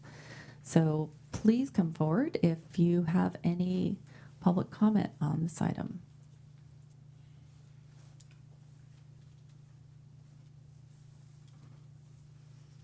So, Chris Malin. So during drought conditions, the Department of Fish and Wildlife tried to work with the farmers in Napa County on groundwater and water diversion reduction. They got zero cooperation, zero. So right now we're spending $2.5 million on Ludolf and Scalamanini's work for groundwater, for implementation of the groundwater sustainability plan. And I would ask that it not be optional, that we only put in 8 or 9 inner stream and groundwater monitoring wells. We only have a few in the county. We need more. The contract says optional to put in 8 or 9 more of those. I think that should be mandatory in the contract, that we do put those in, because that's critical to understanding if the interconnected surface waters, our streams, where our steelhead and our yellow-legged frog and our western pond turtle and our Chinook live. So if those are being dewatered, those are killed, and those are endangered species. And Napa is a biological hotspot on the planet, and we have a lot to protect here. And I know people care about the ecology in our county, and we really have to get on the ground and solve that problem. We need good monitoring. We need good data. Thank you, Alfredo Pedroza. We need the data, and they won't give it to us. The GSA and the TAG are frustrated because they can't roll out effectively the requirements that are needed to reduce groundwater pumping, because they won't give us the data. They've been asked, but they refuse. They, meaning the growers and the wineries, they don't want to give up the data. But they're taking our tax dollars and using it for all these programs, and then we don't get the data. It's not fair. We need the data so we can do the proper adjustments to protecting groundwater and achieving our groundwater sustainability plan. So they know they're playing this game because they know they have 5 years before we have to update the plan. So pump away, pump away. There's no way to really get down to the brass tacks of reducing groundwater pumping. Hotspot Ag has the technology to inform the growers in the minute how their groundwater pumping is going. So we need to bring that technology in. It's there. It can inform the growers and the farmers day by day how much groundwater they are pumping. Thank you. Thank you. Do we have more public comment?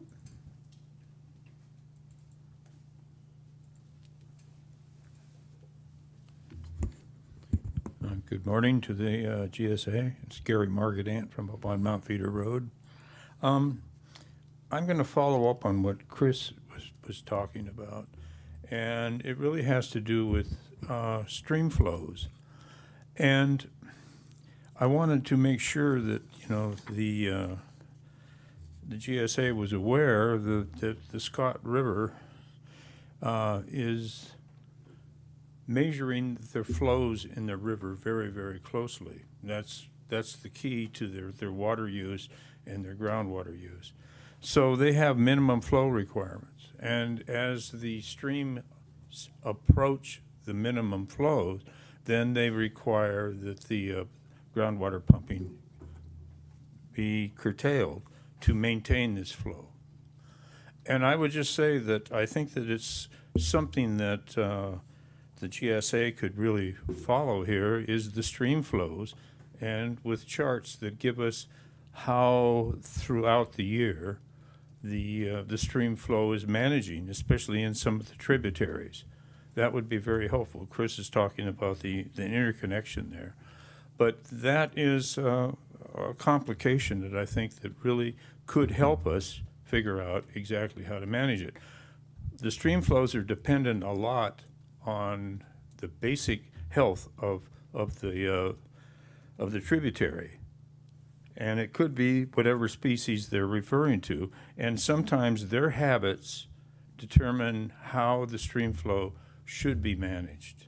And I think that that's very important, especially with fish and Chinook and other in species in the river. So I would suggest to you that stream flows throughout the year, and based on these habits and the uses by what this makes the stream healthy, be as a core value that you do look at and report on. So thank you. Thank you, Gary.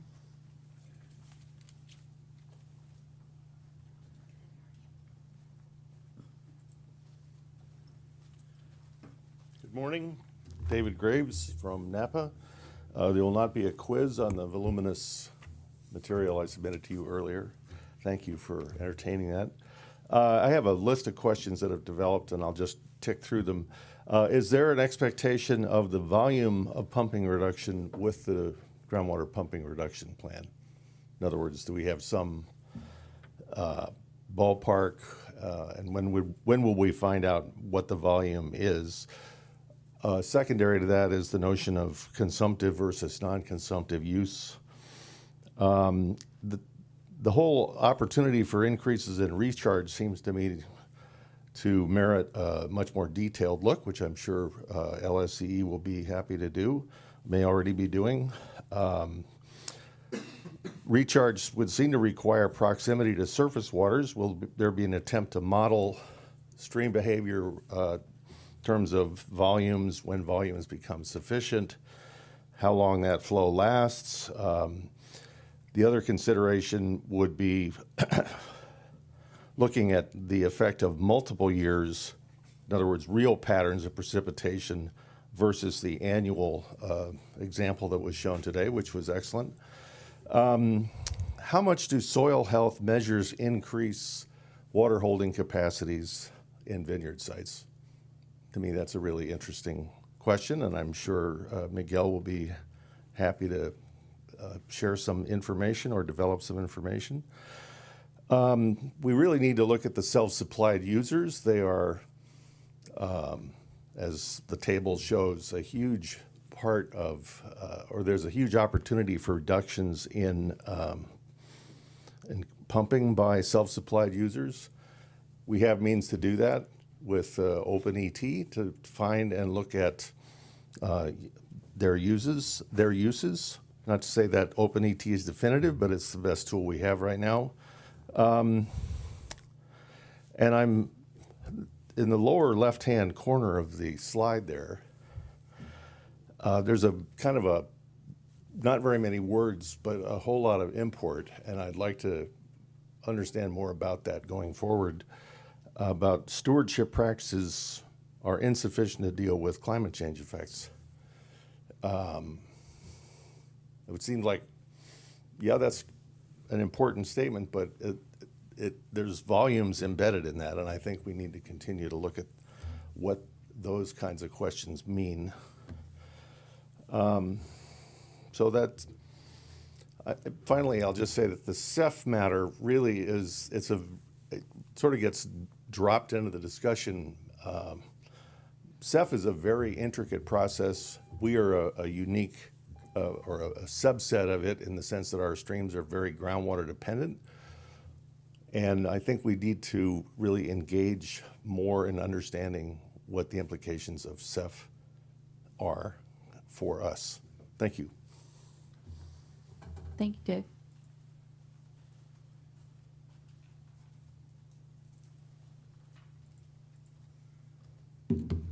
Good morning. Michelle Benvenuto, Wine Grows of Napa County.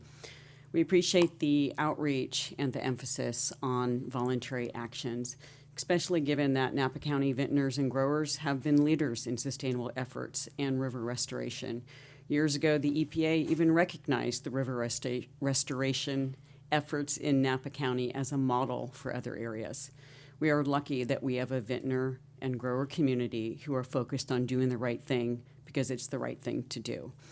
Previous speaker mentioned the, quote, zero cooperation of the vintner grower community, but she failed to mention the details of the request and the lack of confidentiality involved in that request. We also want to commend the efforts of the TAG, county staff, the consultants, the amount of data, monitoring, surveying, and modeling that is going on is staggering, and it's impressive that this information has been crunched and implemented into work plans that are in front of you today. Wine Growers has offered comments along the way and continue to emphasize how important it is that these plans be implemented successfully. We love your comments today. You guys get it, that these plans need to be successful, and we need wide adoption and acceptance for them to be successful. The livelihood of all of us, the environment, the wine industry are at risk, so we have to make sure we can do this. We do have one process question. The GSA is charged with creating and implementing the Groundwater Sustainability Plan for the Napa Valley Subbasin, which is a defined area. Yet one of the goals of the ISWGDE work plan is to sustain a stillhead population in the entire Napa River watershed, as well as meeting goals in the general plan regarding enhancing the biodiversity of the entire county. While this is laudable, these seem to be outside the purview of the GSA, so we ask if these are more Board of Supervisor issues. But overall, we want to thank you guys, as well as all of these guys, staff and the consultants, for all the hard work, and we look forward to future collaboration. Thank you. Thank you, Michelle. Any other public comment in the room? And do we have anything on the line? No, ma'am. Okay, great. Thank you, Jameson. I don't know if you were taking notes. I was. Okay, great. I thought a lot of the questions that Mr. Graves asked were definitely worth diving into a little bit, and also pointing out the discussion question around stewardship being insufficient to deal with climate change effects. I think warrants some more discussion if you are able to, or the TAG members are able to talk a little bit more about that. That would be really helpful. So take it in whatever order you want. I know some of these things may be a future discussion, and some may be things you'd like to answer or discuss now. So sure, however you want to do it. Okay. Yeah, I completely agree. That last bullet, it's really understated. It's pretty understated. It's a small number of words, and it is really meaningful. I mean, it basically, what we've been doing to date is not enough to carry us through the changes that are expected. We have to do more of the things we've been doing, and we have to do new things that haven't been done, embrace innovative technologies like evapotranspiration sensors. Soil moisture sensors aren't exactly cutting edge, but still more widespread adoption of those kind of things would help. So, yeah, it's really it's an understatement of just what a challenge we have ahead of us. To his other point, I believe, about the measurement, do we have? I'm paraphrasing. What's the volume of pumping reduction? We're looking for a 10% reduction voluntarily. That was what was identified by the GSP Advisory Committee as kind of the goal, and it's the goal of the GPR plan to try to bring about a 10% voluntary pumping reduction, which would be 10% less than the current known sustainable yield, which is 15,000 acre feet. So 1,500 would be the 10% reduction. Other questions? I was taking notes from all of yours. CEF is a really intricate process, but we're starting with the kind of the no regrets portion of the whole thing. I guess I would characterize it as we know there are some data gaps, and we're going to go try to fill some of those in. The last part of the CEF process is kind of it's a public process wherein all the groundwater users that are part of the whole thing kind of would have a negotiation, if you will, of, okay, we know what stream flows we need to have to maintain these communities. We know what stream flows we do have. What can we do to improve those stream flows, and what kind of, for lack of a better word, horse trading do we have to do to achieve those? So it is an intricate process, I would agree. How much do soil health measures improve infiltration?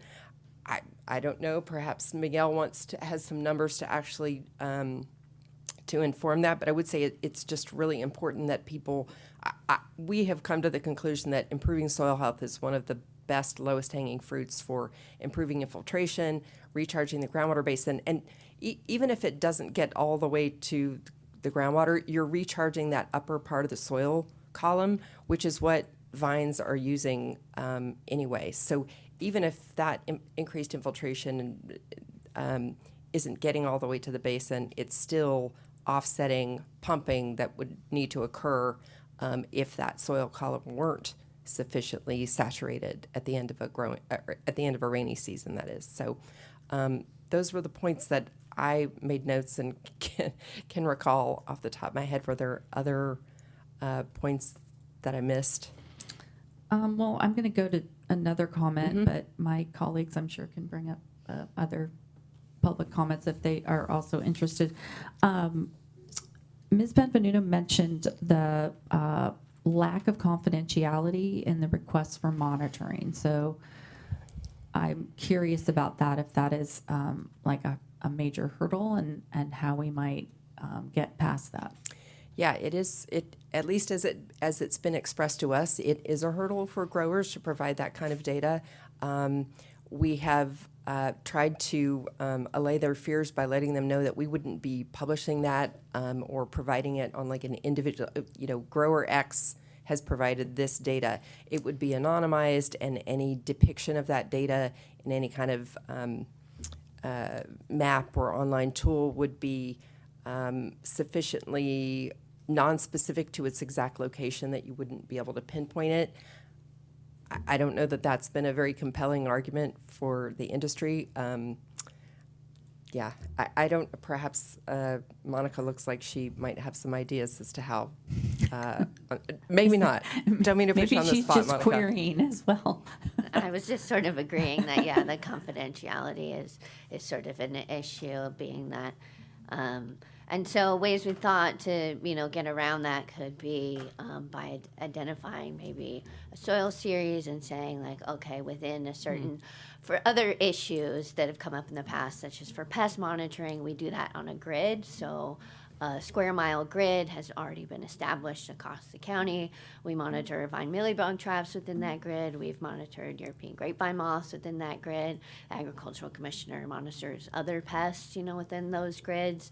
And those vine mealybug trap maps have been public for more than 10 years by grid. So something around that gives us as, the tag and staff enough information to understand the conditions that are specific to that site would be useful. We don't necessarily need to know exactly where that block is if we know enough about what the applied water is, what the ET measurements were for that block, what the soil and the soil water holding capacity is.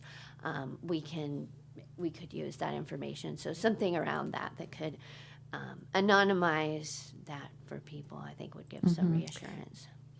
And Monica reminded me that actually we did get feedback from one grower, which was a really great idea, that perhaps that information could be provided on an AVA basis.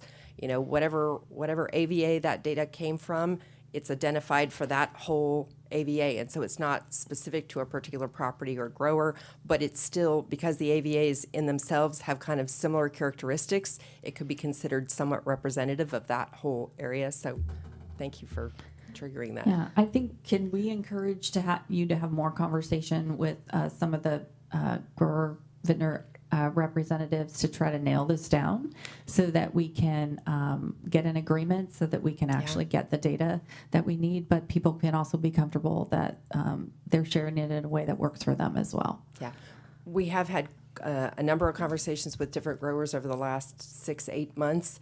Nothing's come to fruition yet, but the irons are in the fire. Okay. And All right. Thank you. Also- Yeah. Sorry. I was Go just ahead. going to say, I've also individually had conversations with people and kind of trying to float this sort of grid idea and getting enough information about the site that it would be useful to us without compromising anonymity. Okay. Thank you. And we do have some more questions from the board, so we'll keep going. Supervisor Cottrell. Thank you, Chair. Yeah, I like the mealybug grid idea and kind of also the concept, and you mentioned the AVA, something pre-existing as a structure, I think is helpful because we can say, someone could say, I've had experience with how that worked, and when I shared that information, it did not feel that I was giving away the store, something like that. I wanted to go back to, Anthony, maybe you can help us out here. The slide, one of the colorful slides in Vicky's presentation, and this is probably a question for Vicky, because I believe in that slide, one of the messages was that we were looking at a decrease in pumping versus an increase in recharge. And I think if I read it right, yeah, it looks like a 10% increase in recharge actually gets us more bang for the buck than a 10% decrease in pumping. And so given that, are there, and mostly I think what we were talking about in the work plans is an effort to educate and incentivize a reduction in pumping. So can you help me understand, is there also going to be incentives for the recharge part of it too? Sure.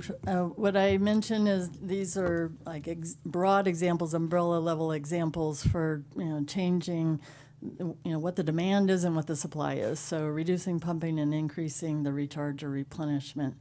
So we're not, that groundwater pumping reduction work plan is one of the management actions within the GSP.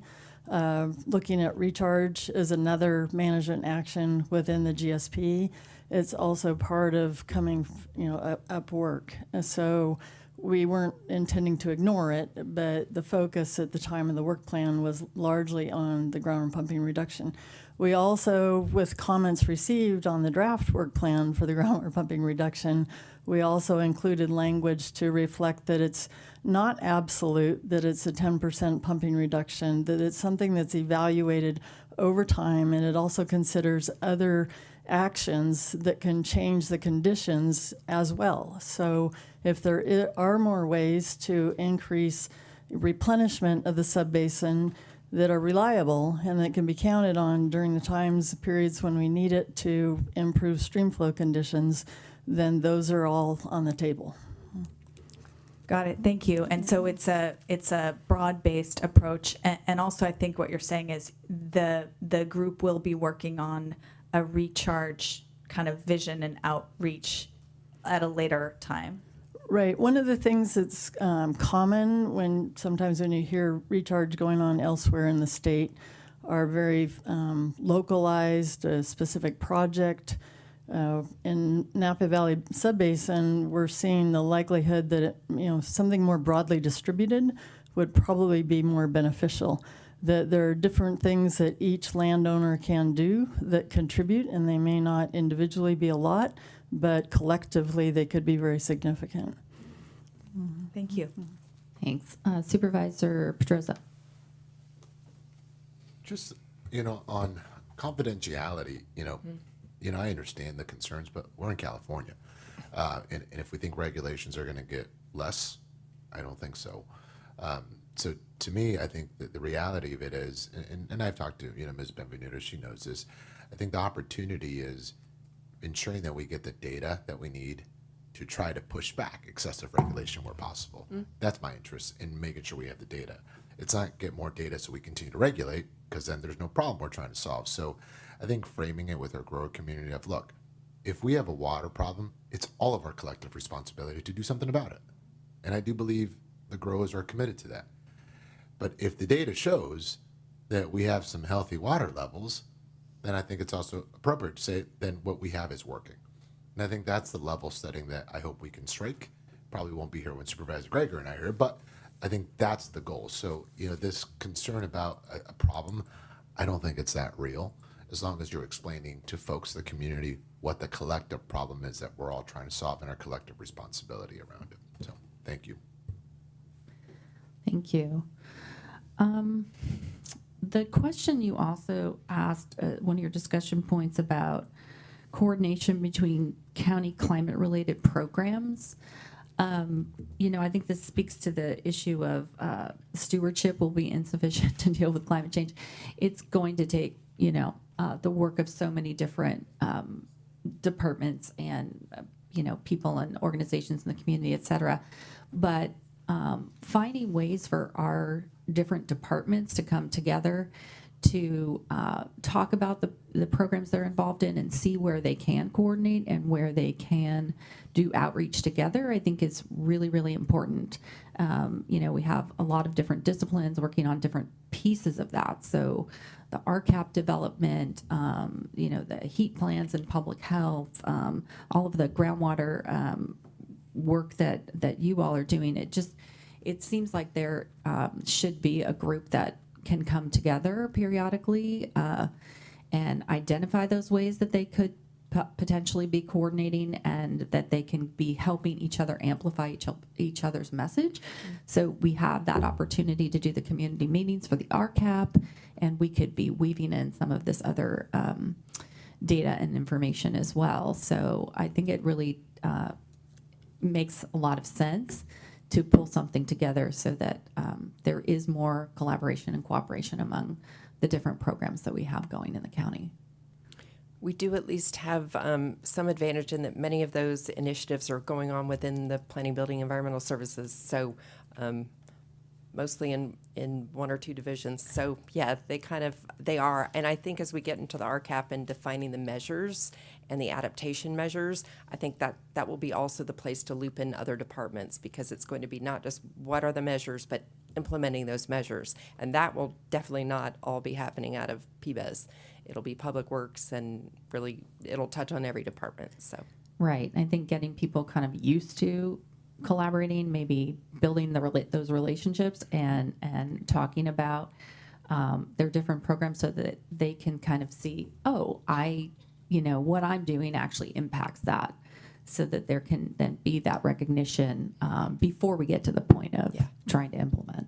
Yeah. Okay. I don't see any other questions, discussion. We've taken public comment. All right. Thank you. And thank you all so very much, all the TAG members, for taking your time to be here and taking your time to meet and do all of the incredible work that you're continuing to do. We really appreciate all your time and expertise. Thank you. Okay. Thank you, Ms. Crosby. Okay.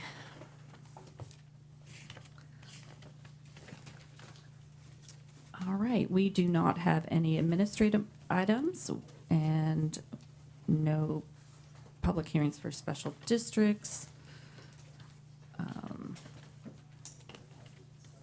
We do not have a closed session today, so we're going to go ahead and move to adjournment to the Supervisors' regular meeting on Tuesday, July 23rd, 2024 at 9 a.m., and we are adjourned.